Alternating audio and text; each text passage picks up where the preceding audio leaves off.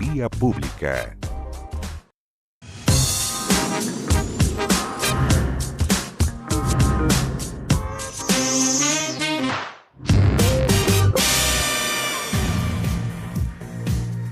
Buenas noches, gracias por estar en nuestra sintonía. El último lunes del 2016. Estamos comenzando nuestro horario prime en el canal de Noticias 24 Horas, donde por supuesto vamos a estar mirando el día después del terremoto en el extremo sur del país. Vamos a analizar cuáles han sido las consecuencias producto de este daño de infraestructura que sufrió la Ruta 5 Sur y cuáles han sido, digamos, las conclusiones que ya empieza a sacar la autoridad al respecto. Y vamos a estar hablando más adelante también de los resultados de la PSU y cómo se notan las brechas que hay entre hombres y mujeres y también entre colegios particulares pagados y colegios municipales.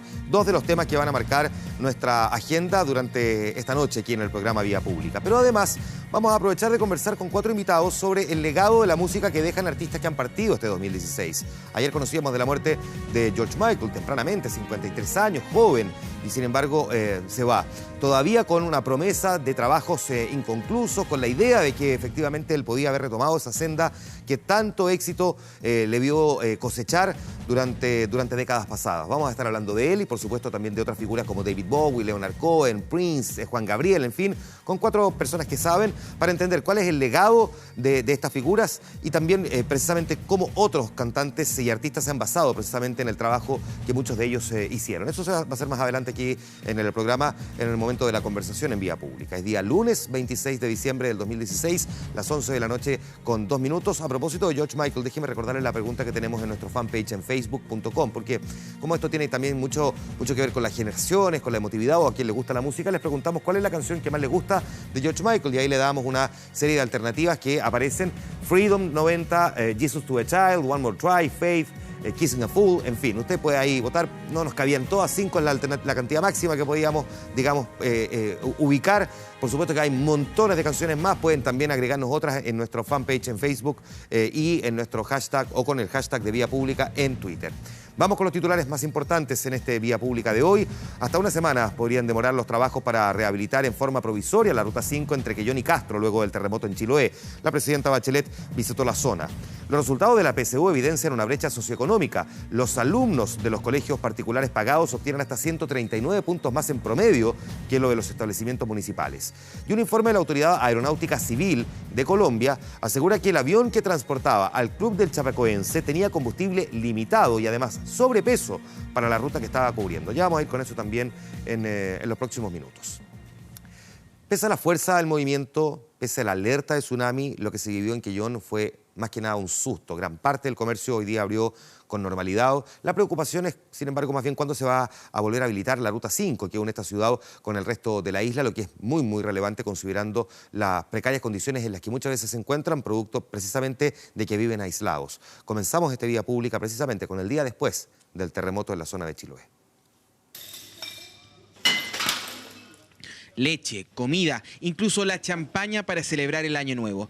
Arduo trabajo de limpieza en este supermercado de Quellón, el mismo que aparecía en estas cámaras de seguridad cuando la tierra fue sacudida el día de Navidad.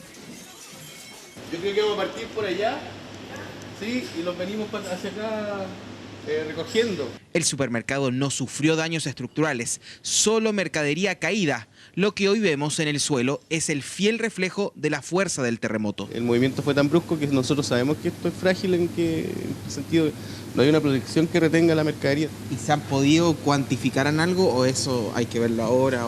No, hay que revisarlo ahora pero yo creo que a lo menos unos 2-3 millones puede haber en pérdida. Hoy día le tocó un lunes distinto. Sí, diferente, pero hay que apoyar a la empresa, harto asustados todavía. Gracias a Dios resistió Chiloé. Y claro que resistió.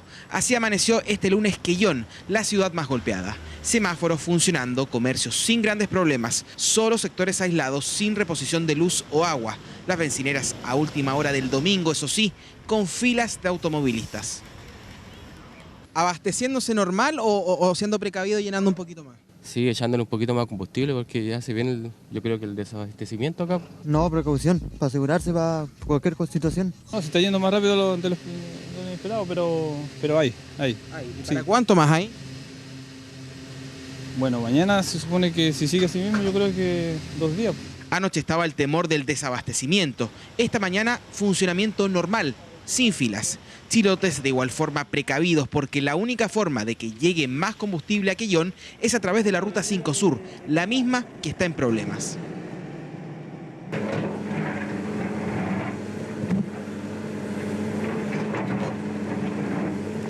Aquí se trabaja literalmente a toda máquina. Hay 4 puntos con problemas en la ruta que une Castro con Quellón.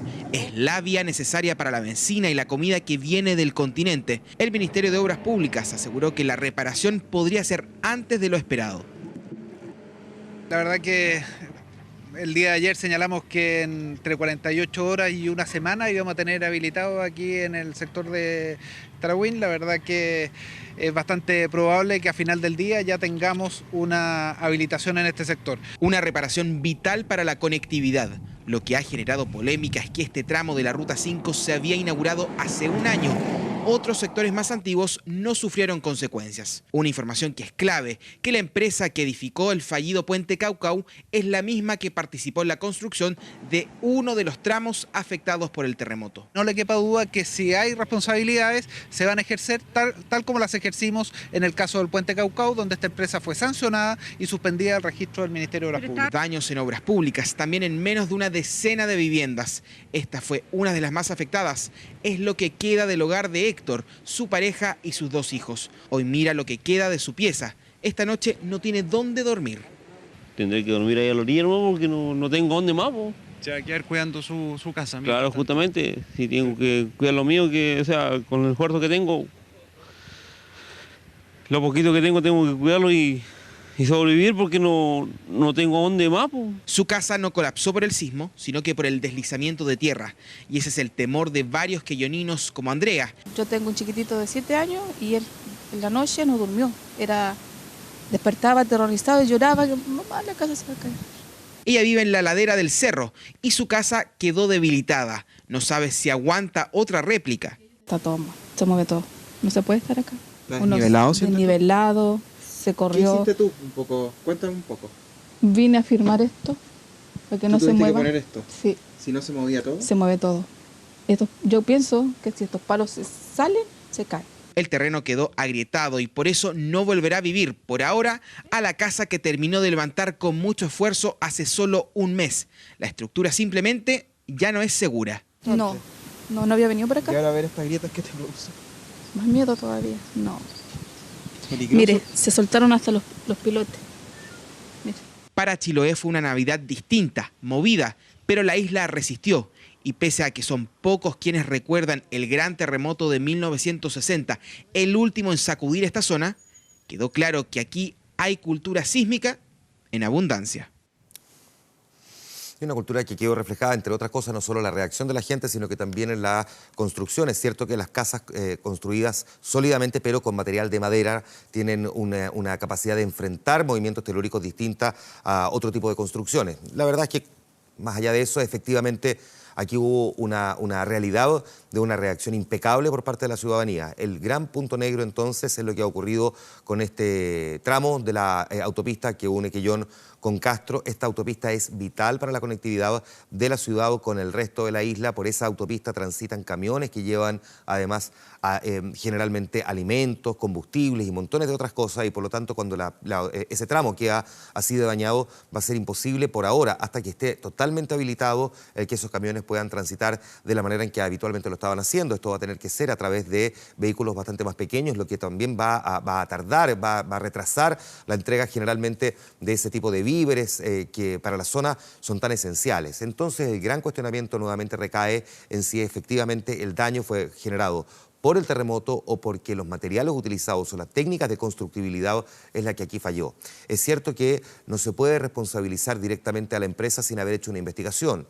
Es cierto, sin embargo, también que cuando ocurre una vez, eso puede ser casualidad, cuando ocurren 2, eso puede ser coincidencia, pero cuando pasan 3 veces puede ser tendencia. Ya habíamos visto que esta empresa había estado cuestionada por la construcción del puente Caucau. Habíamos visto, segundo, que esta empresa había estado cuestionada por el retraso en más de un 60% en el trabajo de esa misma ruta. Y ahora ese tramo de la ruta, que es el más nuevo, es justo el que quedó dañado. Entonces, La pregunta es si esto es coincidencia o si es más bien una tendencia. Bueno, esta tarde la presidenta Michelle Bachelet viajó hasta Chiloé, donde se reunió con los afectados después de este movimiento telúrico, acompañada de la ministra de la Secretaría General de Gobierno, Paula Narváez, y el titular de Obras Públicas, Alberto Undurraga. La mandataria recorrió las zonas afectadas, donde dialogó con los damnificados, anunciando además la entrega de subsidios a las familias perjudicadas por el terremoto. También dijo que se va a evaluar junto al ministro de Obras Públicas y el de Vivienda la construcción de un muro que evite que haya levantamiento de tierra, precisamente desde el cerro, que fue otro de los problemas que se vivió también en el día de ayer. Tenemos nada que hacer, que hay pero dos ellos cosas están a punto de complicadas caer que su estuvimos casa. hablando con algunas Sí. dirigentes. Esta es una zona no segura. No o sea, segura. esta no es una zona como para construir.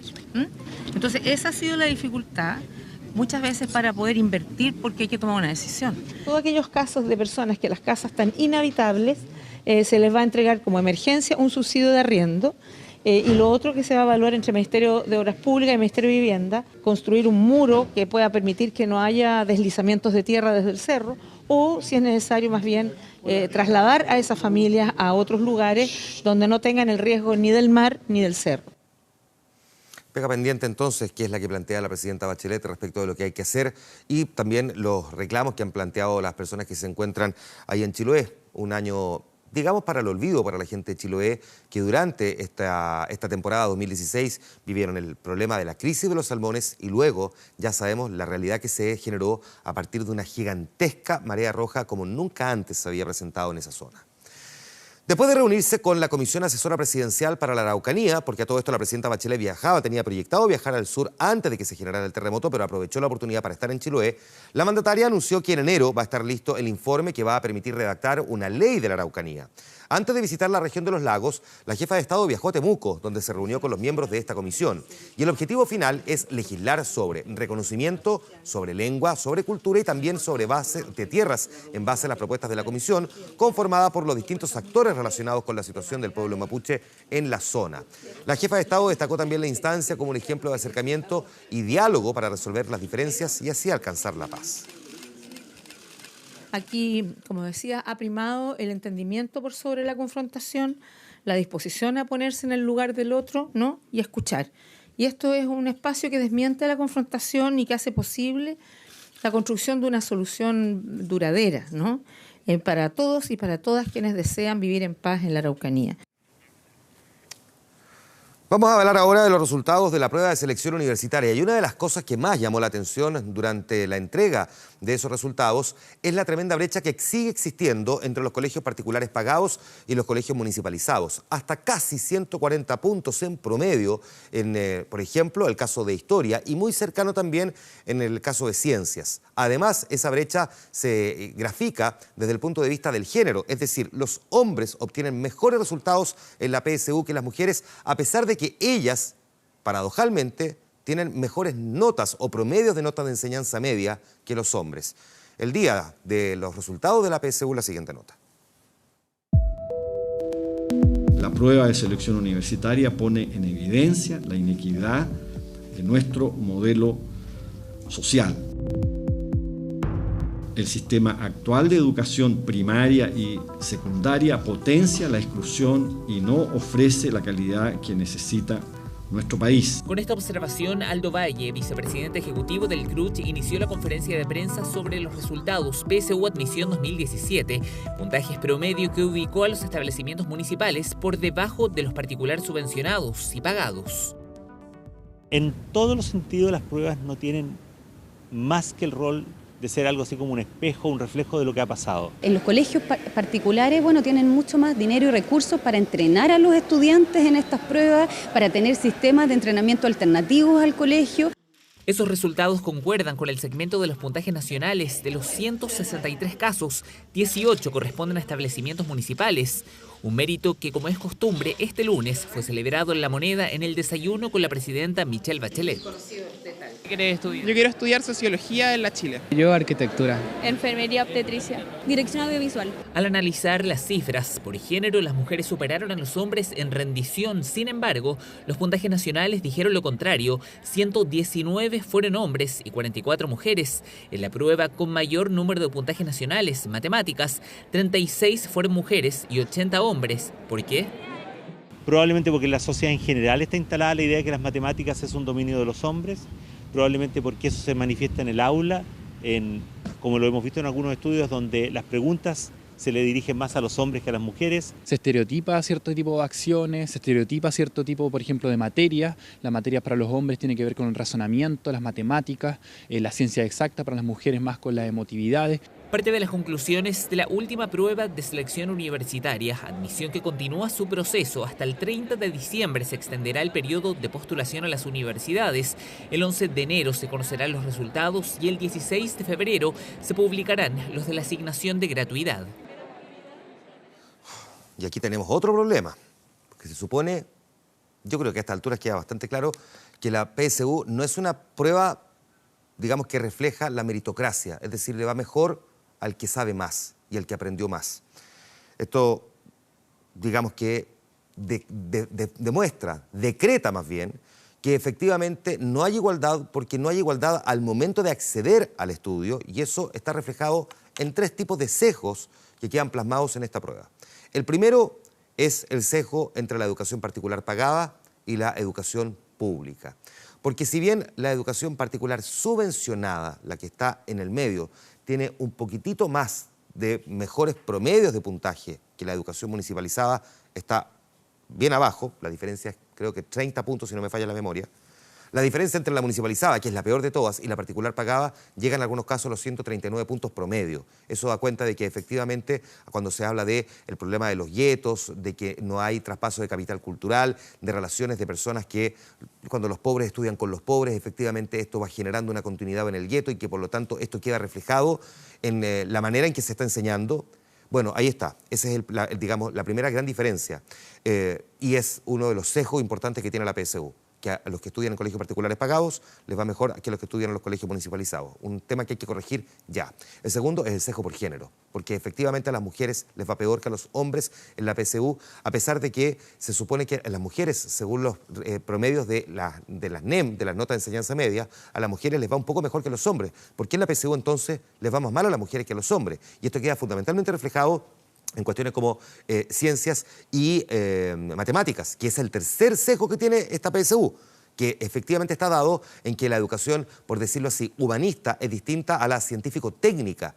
Hay maneras diferentes de enseñar y esto está reflejando también esos sesgos en el que a los hombres les va mucho mejor que a la mujer. Se supone que esta es una prueba que es igual para todos, pero como no hay igualdad de condiciones al momento de acceder a los estudios, cuando se utiliza la misma prueba para medir a personas que parten estudiando con mucha desventaja y con estos sesgos, bueno, ahí queda reflejado entonces en el resultado. Es un instrumento que muchos dicen que hay que corregir, derechamente otros dicen que hay que cambiar o derechamente eliminar, pero bueno, ahí está reflejado hoy, 2016, lamentablemente con esos resultados.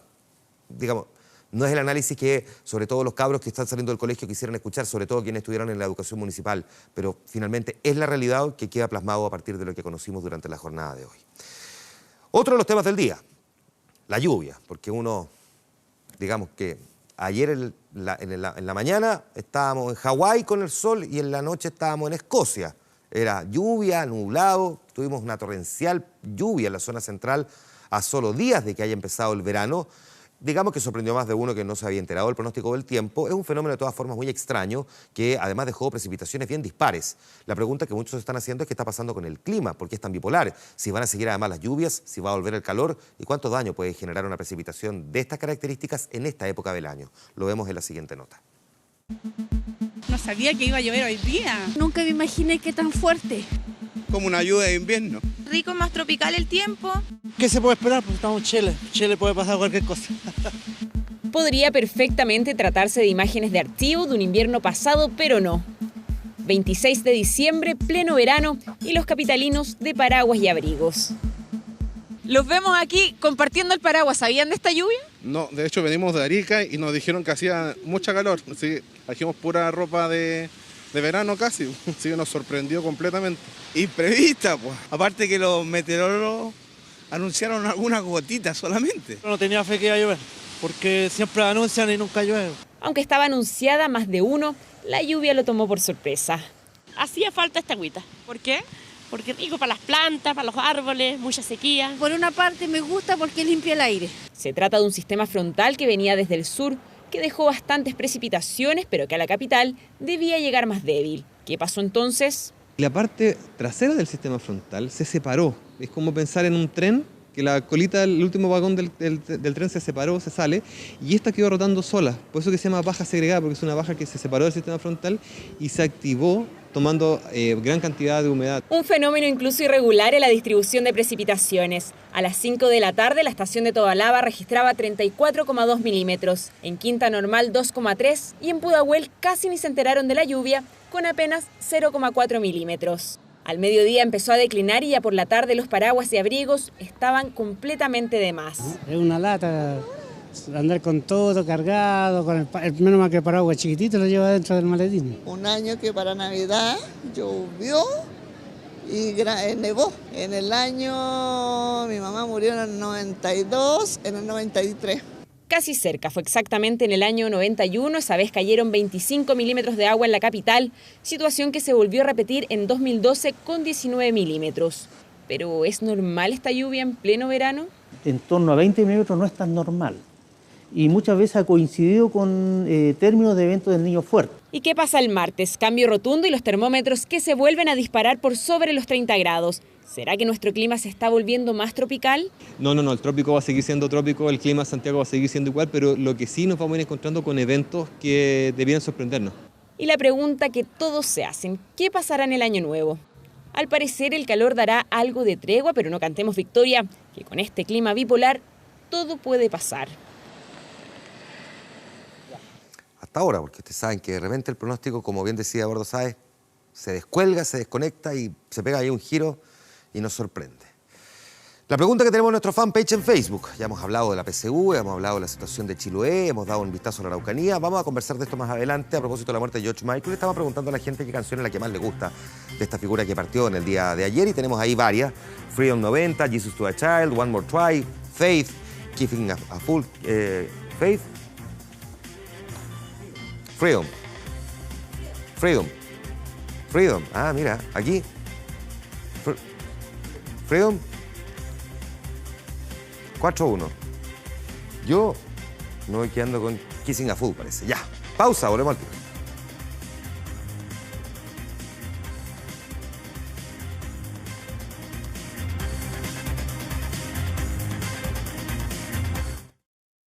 Estás viendo Vía Pública con el auspicio de Universidad Autónoma.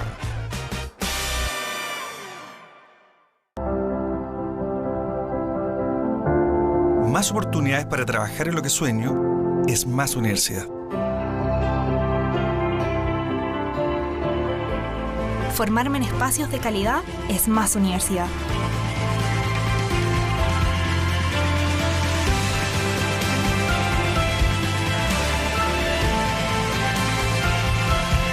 A la Autónoma se postula. Universidad Autónoma de Chile. Más universidad. Bienvenidos, les habla el capitán, para contarles que ya todos están volando low cost. Y que este 2017 Sky tendrá una nueva forma de volar. Donde todos podremos elegir con libertad cómo queremos viajar, ahorrando y pagando mejores tarifas. Porque esto es Sky. Esto es low cost. Bienvenidos. Perfect. No? Wouldn't change a thing.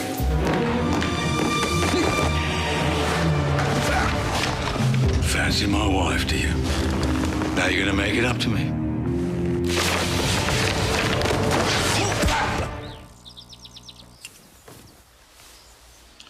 Everything okay? I wouldn't change a thing. Nespresso, what else? Bienvenidos, les habla el capitán, para contarles que ya todos están volando low cost. Y que este 2017 Sky tendrá una nueva forma de volar. Donde todos podremos elegir con libertad cómo queremos viajar, ahorrando y pagando mejores tarifas. Porque esto es Sky.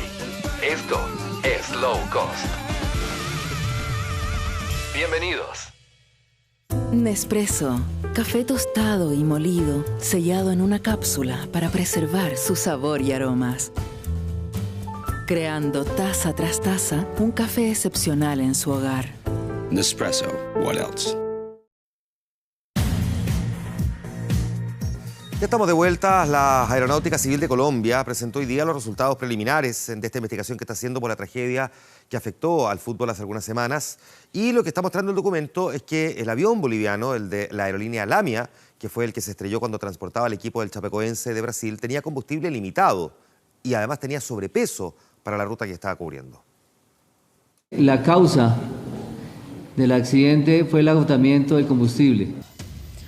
Y los pilotos eran conscientes de que no viajaban con lo necesario, pero pese a ello no reportaron la situación a las autoridades colombianas y solo se declararon en emergencia 6 minutos antes del impacto. Estamos con emergencia de combustible, señorita, por eso le pido de una vez curso final. El accidente, que dejó 71 muertos, entre ellos casi todo el equipo de fútbol chapecoense, habría sido evitado si Miguel Quiroga, el piloto, Hugo Bargoitía, el copiloto, hubiesen hecho un requerimiento de aterrizaje en Bogotá o Leticia. Según la investigación, ellos conversaron sobre la posibilidad de recargar combustible en alguna de esas ciudades. No se sabe por qué no lo concretaron, aunque se presume que fue para evitar una millonaria multa.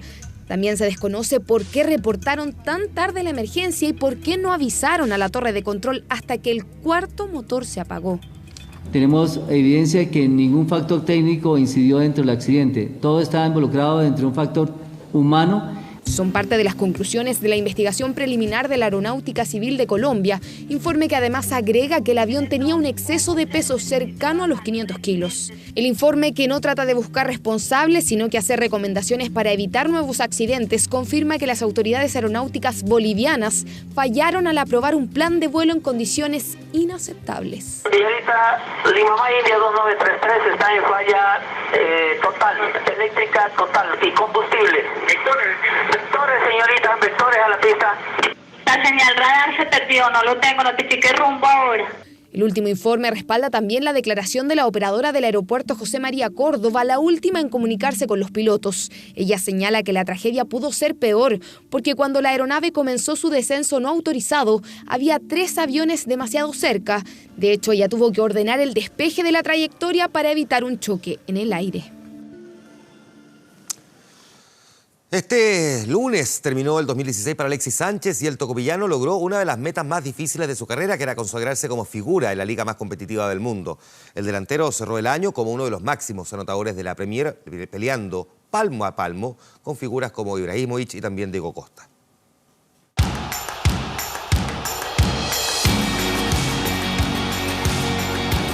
Siempre yo quiero jugar fútbol, es lo que me apasiona, es mi vida. Siempre quiero ganar, nunca me quedo conforme con cuando pierdo o cuando empato.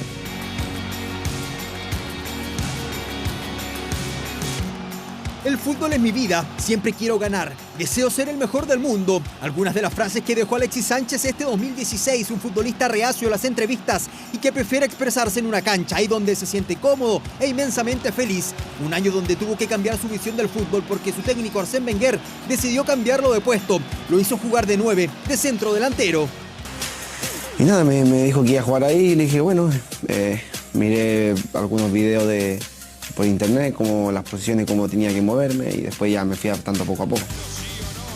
Tal fue esa adaptación que por Premier suma ya 12 tantos y es uno de los grandes goleadores de la liga. El primero es Diego Costa y el Niño Maravilla aparece segundo junto a Zlatan Ibrahimovic.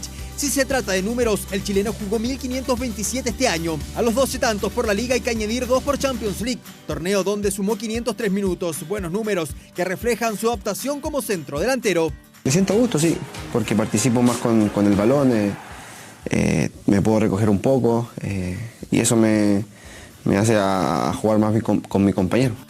Compañeros como Mesut Özil, con quien formó una de las duplas más temibles del fútbol mundial.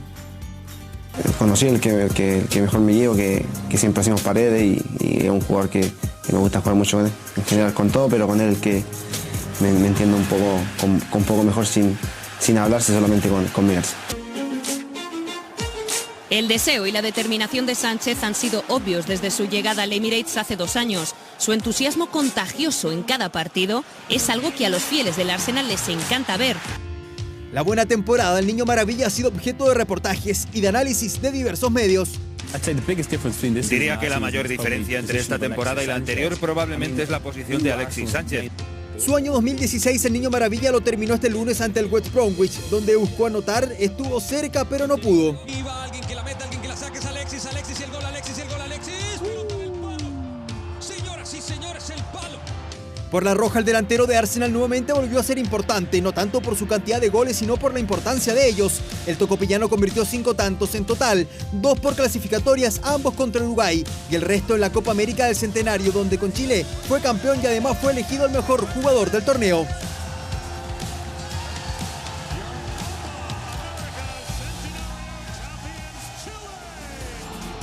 Se acabó el 2016 para Alexis Sánchez, un periodo de gran crecimiento para el chileno, que con 28 años recién cumplidos logró consolidarse en la liga más difícil del mundo. Para el 2017, el reto es pelear el título con el Arsenal o simplemente comenzar a buscar otro destino.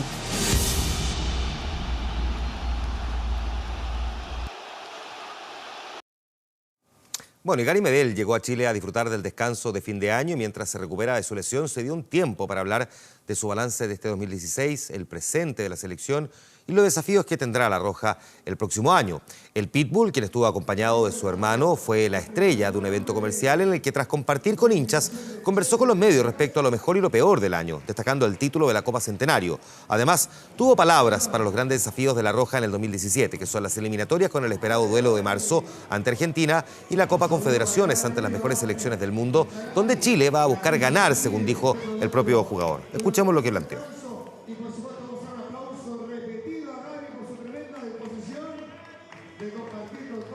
Bueno, como todos saben que las clasificatorias a ir al Mundial son las más difíciles, yo creo, de la Sudamérica, pero estamos encaminados bien, yo creo que el equipo está con mucha confianza, estamos cuarto creo, y estamos con mucha confianza, así que esperemos seguir ganando de 3 puntos o sacar los puntos más necesarios fuera de casa, que son muy importantes fuera.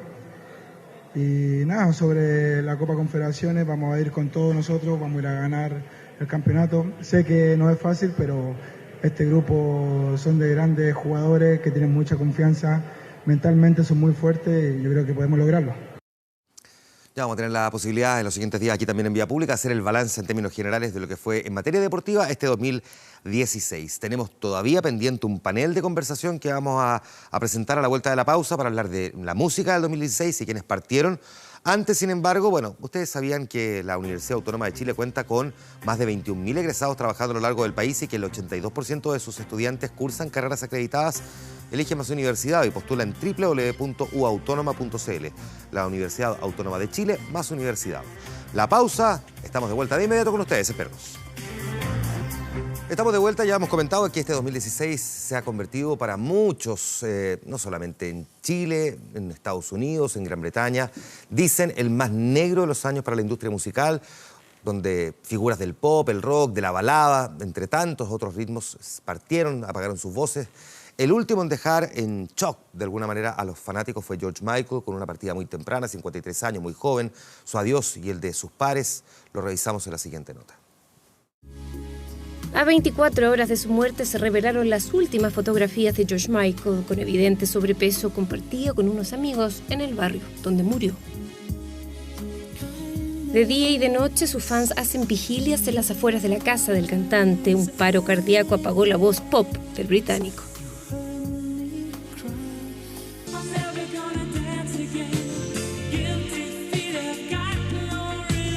Con George Michael, el mundo de la música pierde a un tipo siempre interesado en hacer buen pop.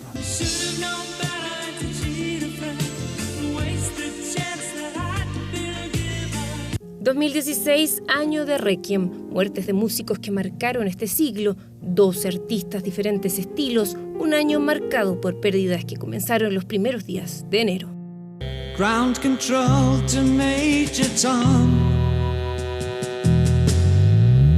Fue una muerte que a todos nos impactó, que fue súper imprevista, que sucedió 2 días después del lanzamiento de su disco, el Black Star. I read the news today, oh boy. George Martin, el quinto Beatle, el hombre que transformó a los 4 de Liverpool en una leyenda viviente. Love, I'm gonna pick you up in the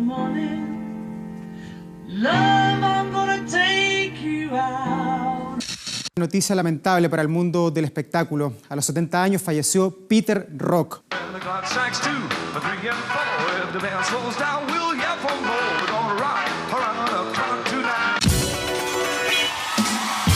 Purple rain, purple rain, purple rain, purple rain. ¿Quieres bailar esta noche? Vamos a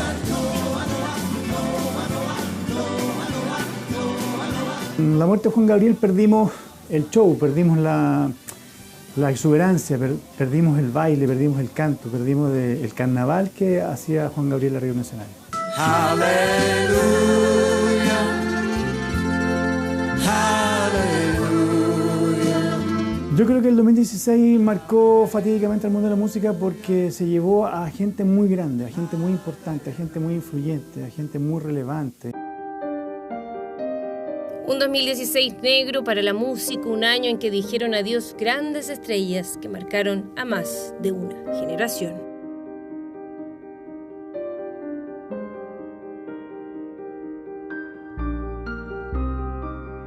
Voy a presentar de inmediato a quienes van a conversar con nosotros sobre la muerte de tremendo George Michael, de esta tremenda figura del mundo de la música, sino que también vamos a hablar de otras personas. Además de los que estaban en la lista de nuestra Carola Cárcamo, hay otros muchos más también que partieron, que probablemente tuvieron menos divulgación, que generaron menos impacto, pero que de todas formas son importantes. Matilda Svensson, comunicadora de radio y también blogger. Gracias por estar aquí, Matilda. Bienvenida, buenas noches. Gracias por la invitación. Pablo Márquez, conductor de Sesiones 24. Gracias por estar aquí. Bienvenido, buenas noches. También está con nosotros Juan Pablo González, director del Instituto de Música de la Universidad Alberto Hurtado. Muchas gracias por estar aquí. Bienvenido, buenas noches. Y nuestro querido Marcelo Contreras, periodista, crítico de música, especialista en espectáculos y en música popular también. Marcelo, gracias por estar aquí, bienvenido. Buenas noches. Voy a comenzar contigo. Partamos por George Michael, que es lo más reciente. Definamos un poquitito cómo es el legado de George Michael. Porque uno podría decir, ok, George Michael vivió, digamos, su primera etapa con Wham, digamos, en la lógica más comercial de la música pop. Y además vivió un periodo de ostracismo, peleado con un sello, y parte temprano, es decir, no nos deja un legado a los 75, 80 años, sino que se da a los 53, es decir, mucho que probablemente nos podría haber entregado. Entonces, ¿deja legado realmente George Michael o es que lo sentimos porque estamos muy conectados emocionalmente con lo que él representó para nosotros en los 80 y 90? Bueno, hay dos cosas. Yo creo que para las generaciones más jóvenes no dice mucho el nombre de George Michael, porque hace ya unos 15 años que no tenemos noticias musicales de él. Pero para la gente que es previa a esta generación millennial, la figura de George Michael absolutamente resulta emblemática. Es un tipo que, como tú bien decías, pasa de una etapa de un pop chicloso de una forma u otra que tenía con Wham, aún así con algunas canciones muy interesantes. Como esta que estamos escuchando. Que es una canción de él solista, en todo caso, que se la adjudica a Wham, sin embargo, es una de sus primeras canciones como artista solista ya en 1984.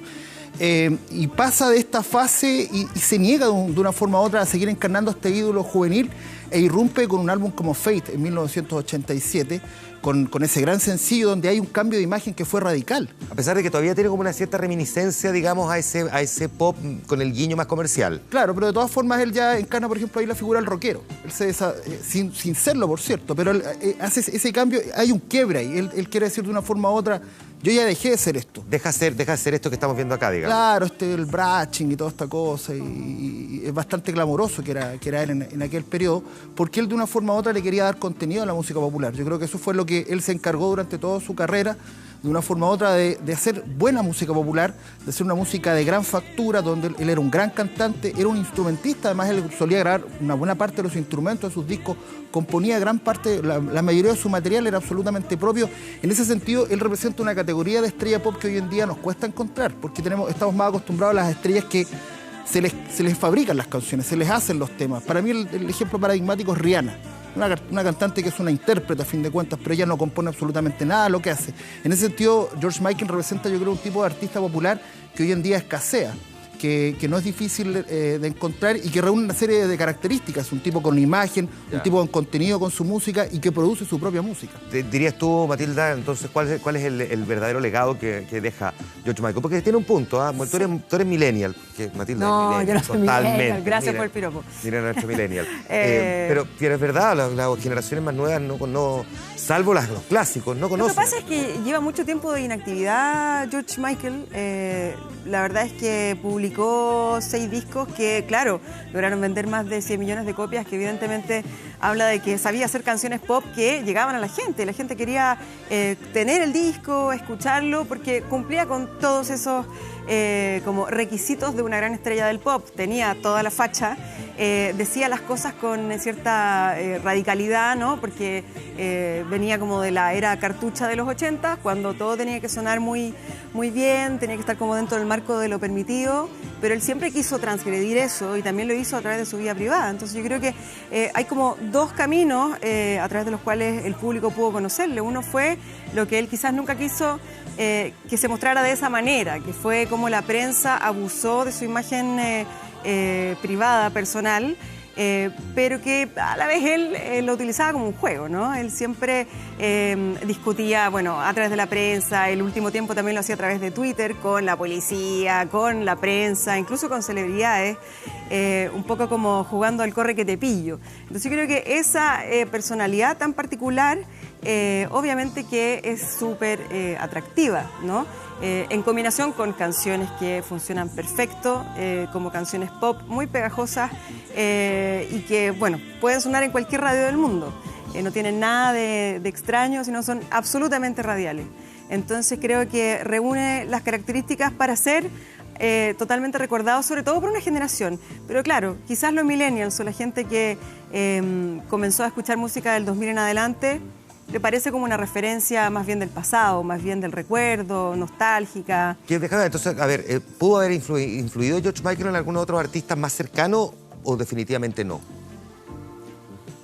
Porque uno reconoce, de los otros que vamos a hablar, definitivamente grandes influencias, pero uno podría preguntarse de George Michael eso. Sí, yo creo que sí, porque escuchando a Matilde y a Marcelo, en el fondo lo que uno podría pensar es que el legado de George Michael tiene que ver con hacer pop, como alguien lo escribió por aquí hoy día, hacerlo en serio, tomarse en serio el pop. Y eso a lo mejor claramente puede influir en los nuevos artistas de pop, que pueden haber tomado en George Michael o el look, o esas canciones que son perfectas. Hay discos perfectos, George Michael. El disco Fate es ese disco es maravilloso. Es notable como todas las canciones son perfectas. Entonces a lo mejor de ahí tiene que haber nacido alguna influencia que se puede reconocer hoy en las nuevas bandas de pop que pueden tener muchísimo George Michael. En el estilo, en la impronta, en la capacidad de llenar un escenario, en los cambios de look. Si tú te fijas, Juan Manuel, George Michael empezó con ese look que veíamos un ratito, así ochentero, con pelos carmenados y una cosa bastante... Por ahí 1 hora y media en salir de la casa. Exactamente, con la bota, y terminó siendo, y pareció a sus discos, un señor muy elegante, siempre fue de un pop muy elegante, haciendo este disco Sinfónica, que fue el último que editó. Una transformación evidente también de su look junto con su música. Y abandonando un poco también la lógica del ego de la imagen. De hecho, en Freedom 90, en el video, él no aparece. Claro, es que eso fue una lucha inicial. O sea, ya en el segundo disco, en Listen Without Prejudice, el volumen 1, que nunca apareció el 2, ahí ya estaba con ese choque de ego. Ya no quería, ya estaba en problemas. Entonces Michael finalmente siempre fue un tipo controvertido. Ahora yo encuentro un poco injusto porque su vida pública opacó un poco su música.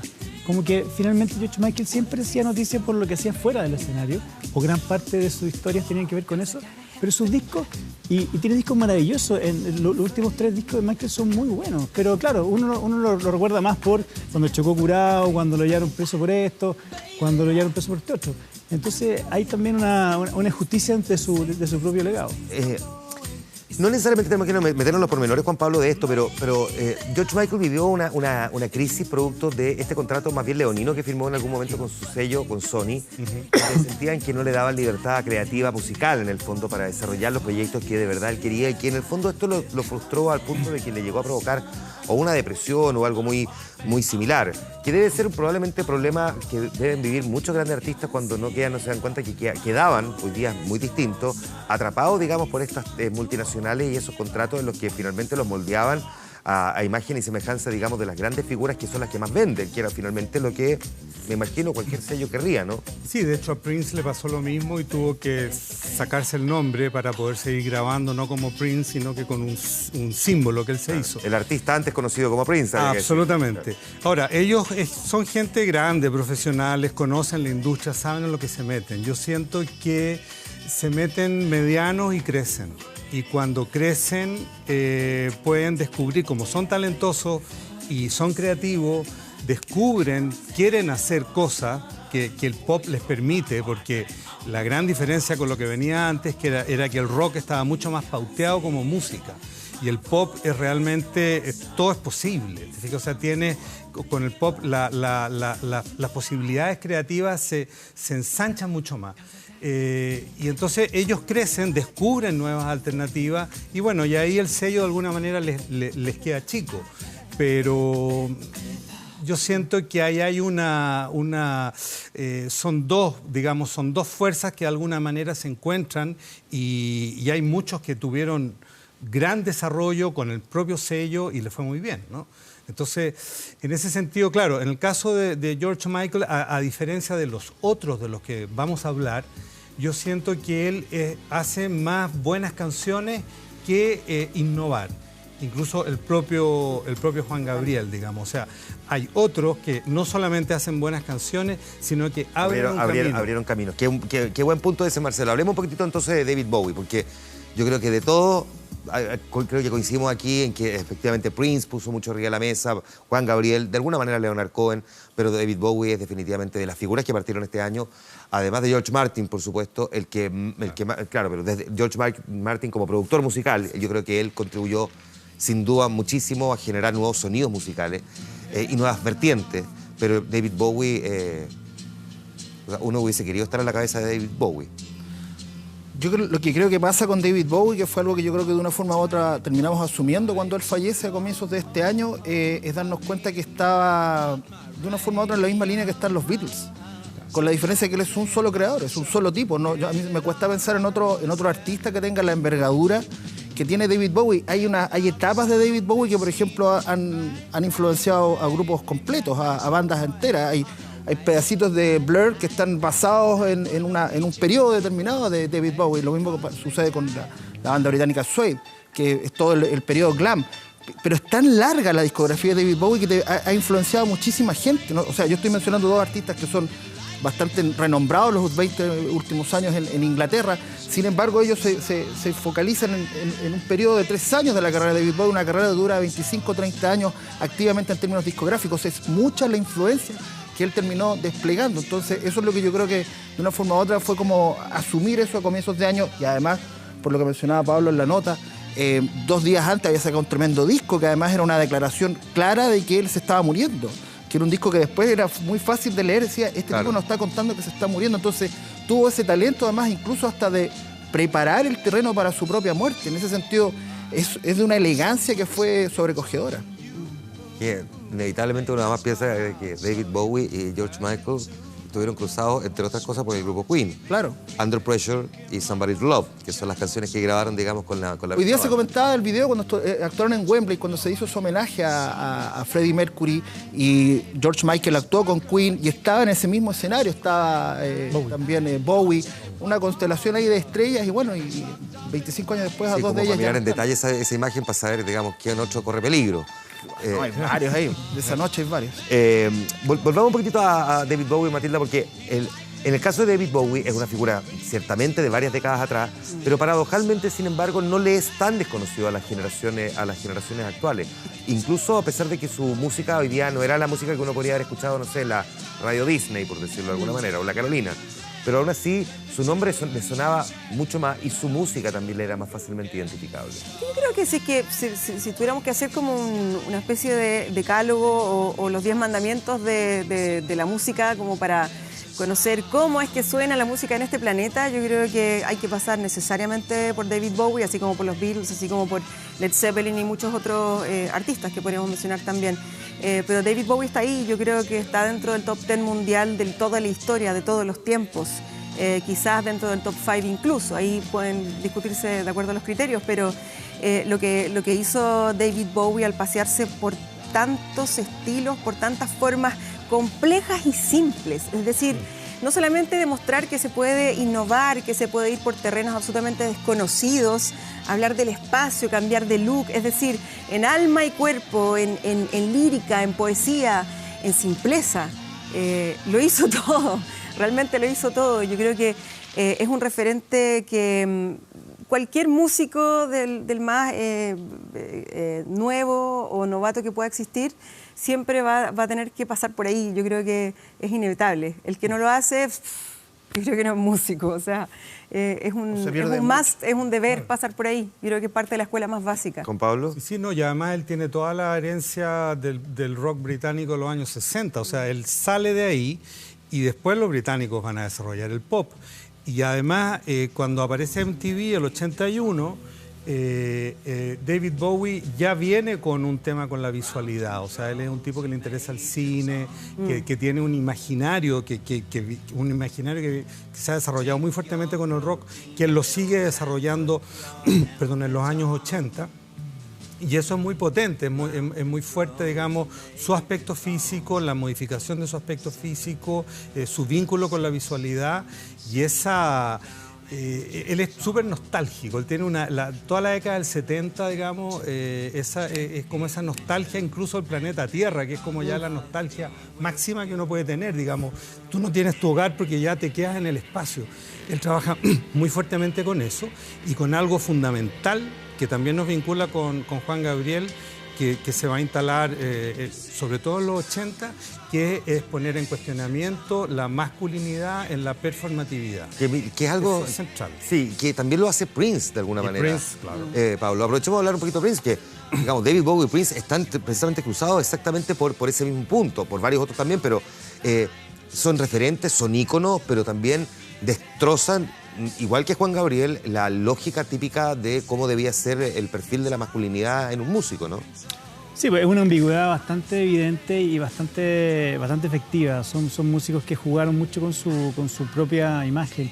Estaba pensando mientras hablaba Juan Pablo que justamente Bowie, Prince, George Michael lo encuentran la muerte súper activo, porque estaban haciendo discos. Recién había hecho el disco Bowie, un disco, como decía Marcelo, que casi fue una acción de arte. Su muerte fue una acción de arte, la de Bowie. Preparó su disco y tenía fríamente calculado después todo lo que hemos conocido. Estaba George Michael haciendo un disco nuevo, Prince estaba volviendo a tocar, estaban en gira. Leonard Cohen había sacado recién un disco hace muy poquito. Entonces, esta muerte de los famosos músicos de este año los pilla justo en actividad y eso es bien también decidor. O sea, no eran músicos que estaban ahí echados viviendo de su gloria pasada, de su gloria, sino que estaban súper activos. Entonces es mucho más lamentable haberse perdido un disco más de Bowie, haberse perdido el disco que venía de George Michael, que se supone que salía este año, quizás pueda salir igual. Haber visto a Prince, acuérdate que cuando Prince murió se decía, y estaba medio en secreto, que iba a tocar en Chile un par de meses después, estaba casi cerrado en el Municipal. Si es que todo eso era efectivo, claro, la muerte nos dejó con una pérdida más grande todavía en el caso de Prince. Y eso es bien notable. ¿Cómo definirías tú el aporte que en el caso de Prince hizo a la música? Yo creo que bien parecido a lo de George Michael, ¿eh? Yo creo que también, bueno, Prince además junto con Michael tiene harto de toda la música negra, ¿no? Que también lo cultivó George Michael. George Michael tenía mucho funky, mucho soul, mucho jazz en sus últimos discos. Y yo creo que Prince va también por ese lado y también por el lado más urbano, más callejero, de hacer también del funky su forma de entender la vida y una música más de cemento. George Michael es una música más de salón y yo siento que Prince es un poquito más de cemento, más de calle, más urbano. Bueno, Prince jugaba mucho más con los instrumentos, entre otros, porque él tocaba una treintena de instrumentos. Él hizo un update de una forma u otra, lo que dice Pablo es muy cierto. O sea, él hace este traspaso de los 70, porque Prince debuta en 1978, pero él avanza hacia los años 80 y todos estos sonidos de funk que eran bastante orgánicos, el bajo marcado, la batería, todo esto lo transforma a un lenguaje electrónico que se hace súper característico. Él, por ejemplo, tiene unas percusiones que fueron súper características, que acá después en Chile las tuvimos con Chile ahí, ¿se acuerdan? Que vino al Festival de Viña, que era su percusionista, que era otra sonoridad, otra manera de adaptar lo que era el pulso básico del ritmo de este funk de los años 70, lo traslada a los años 80, hace esta traslación de una manera muy inteligente, muy elegante y aprovechando toda la tecnología que estaba disponible en ese minuto. Estamos escuchando como que uno que se quiere pasar al siguiente cantante porque se quiere quedar pegado con todas las canciones que está escuchando, pero no hemos hablado todavía de Leonard Cohen. Pues yo creo que Leonard Cohen también, cada uno tiene su propio espesor, cada uno tiene su propio calibre, cada uno vive su propio momento y tiene su propio aporte al mundo de la música, pero definitivamente Leonard Cohen es de una singularidad también que bien merece, digamos, ser mencionado, porque también tiene un legado desde el punto de vista del aporte cultural, más allá de la música incluso, que es bien notable. Claro, él es más de culto, él es más de conocedores, él es más... si tú lo comparas con Bob Dylan, tú vas a decir, claro, son parecidos, también podría tener un Nobel, pero Bob Dylan tiene más hits que Leonard Cohen. Con Leonard Cohen cuesta más encontrar esas canciones que vas a tararear fácil, que sea Susan o la propia Aleluya, pero son menos, digamos, ¿no? O sea, de alguna manera es alguien que está tan inmerso en la literatura, está tan inmerso en la poesía, que la música empieza a ser más bien como un dispositivo que le ayuda para divulgar su poesía. Para divulgar su poesía. Que en ese sentido, Bob Dylan igual, pero Bob Dylan hace más canciones. Bob Dylan, estamos hablando de los muertos, Bob Dylan se ganó el premio Nobel, que es como un nacer, digamos. Yo creo que también habría que agregarlo al 2016 y es imposible no compararlo. Entonces hay algo más de culto, hay algo más que tendrá que ver también con la industria canadiense, que nos llega más de lejos, pero va a ser más difícil ya para la generación pre-millennium o post-millennium tener como un vínculo, digamos, más emocional con la música de Leonard Cohen, sobre todo si no vas a entender las letras. O sea, te tienes que meter con las letras. Ese es un tema que no es menor, porque nosotros nos gustan muchas canciones anglo en las cuales no reparamos en las letras, ¿no? Aunque entendamos inglés o leamos inglés, pues no reparamos en las letras. Pero con Leonard Cohen, si tú te saltas la letra, te estás perdiendo el 80% de la canción.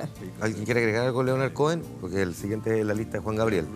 No, yo coincido plenamente con lo que dice acá el profesor. O sea, tiene que ver con las letras. Si no te metes ahí en el lenguaje, en la poesía del tipo, efectivamente, porque es mucho más áspero. Ahora, habrá pocos que son difícilmente confundibles como Leonard Cohen en su capacidad interpretativa. Irreemplazable, definitivamente, la voz de... O sea, es él y es imposible confundirlo con cualquier otra voz. Esa cosa fúnebre que tenía. Yo creo que el Nobel fue medio injusto con Cohen, porque estuvo muchas más veces postulado, muchas más veces sonó más pero nombre de Príncipe Cohen. de Asturias. Claro, lo tuvo también Dylan. También lo tuvo Dylan, pero estuvo más veces postulado Cohen que Dylan, pero bueno, así fue la Aleluya historia. es una de las canciones más tocadas. Aleluya debe ser una canción más bonita. De hecho, es de las canciones más pedidas en los matrimonios en Estados Unidos. Están en el listado, según el número 1. Ahora, su último disco es realmente notable, el que lo publicó meses antes de morir, y es un señor de 80 y algo, en esa capacidad de lucidez maravillosa. Por alguna razón que cuesta un poco de dilucidar, pero que probablemente,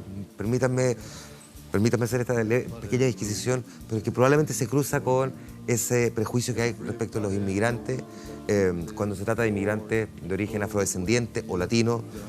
Cada vez que uno hace el listado y pone a Juan Gabriel en el listado de los grandes de la música, no falta quien te dice, no, ¿cómo ponía a Juan Gabriel? Como que es quien cacha mucho de música y es como vaya a comparar a Juan Gabriel con David Bowie. Y es como, ok, déjame tu número, te llamaremos. Hablemos un poco de Juan Gabriel, que efectivamente es una, digamos, de las mayores pérdidas que tiene la música de este lado del mundo. Sí. Es que ahí yo creo, Juan Manuel, que tú podés ver una relación directa de Juan Gabriel con todo lo que escuchamos hoy en castellano.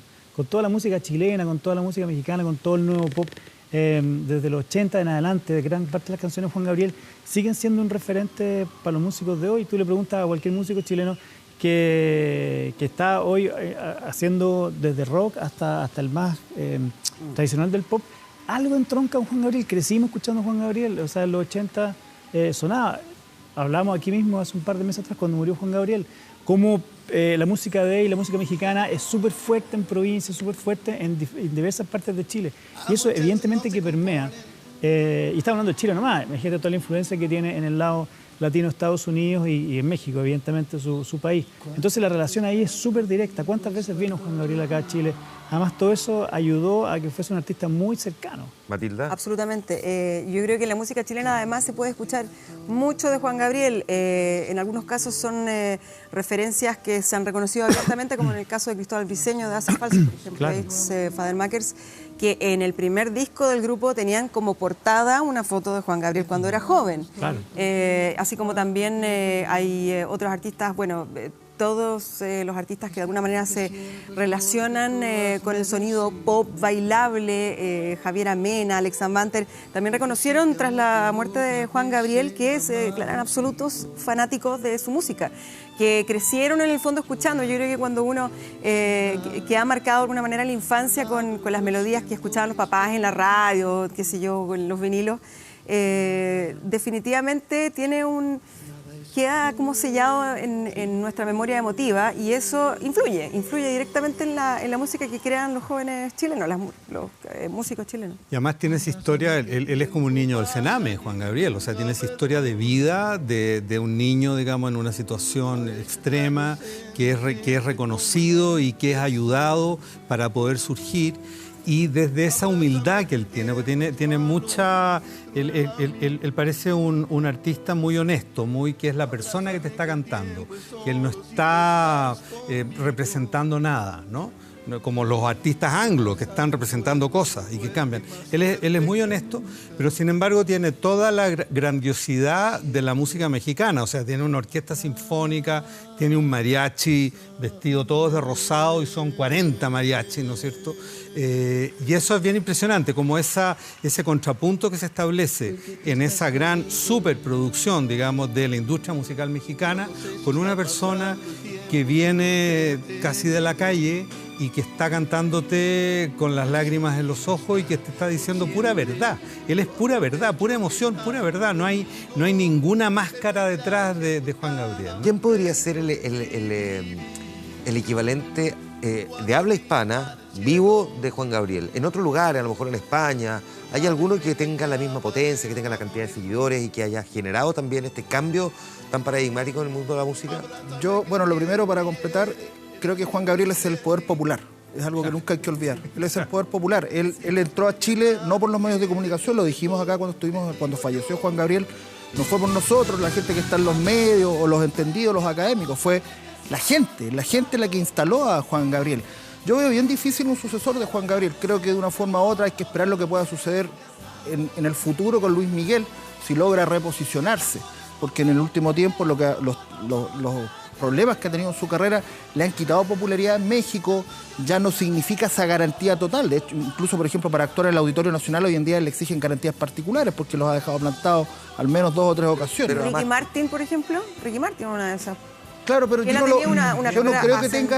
no creo que tenga ese arraigambre popular que tiene. Yo veo más Roberto Carlos, fíjate. Puede ser. Que es historia parecida a lo que decía Juan Pablo, es un tipo que también viene de una vida difícil, que creció, que tuvo un accidente terrible, que salió adelante, y que tiene un arraigo popular en Brasil gigantesco. Solís, ¿cómo se llama? Marco Antonio Solís. Estoy pensando no solamente en su capacidad interpretativa y en cuánto arrastra al público, sino que también en cuánto participa en la creación musical. Pero tengo la idea de que Luis Miguel, en estricto rigor, no es un gran creador musical, sino que muchos trabajan con él. Claro. Porque podría uno pensar en ese caso, hay montones de otras figuras en España, Miguel Bosé, de otra manera Víctor Manuel, en su momento Jean-Manuel Serrat, pero al mismo tiempo, digamos, que se mezclen exactamente todos estos elementos. Marco Antonio Solís, ahí yo coincido contigo. Yo creo que Marco Antonio Solís, por lo menos en Chile, produce algo parecido. Absolutamente, ese arraigambre popular. Sí. Es más mesiánico, tiene una cosa, él un poquitito más, una imagen como casi de Cristo que estuviera cantando. Pensaba yo también en Juan Luis Guerra, pero quizás ahí ya se mete más la fiesta. Más sofisticado, sí.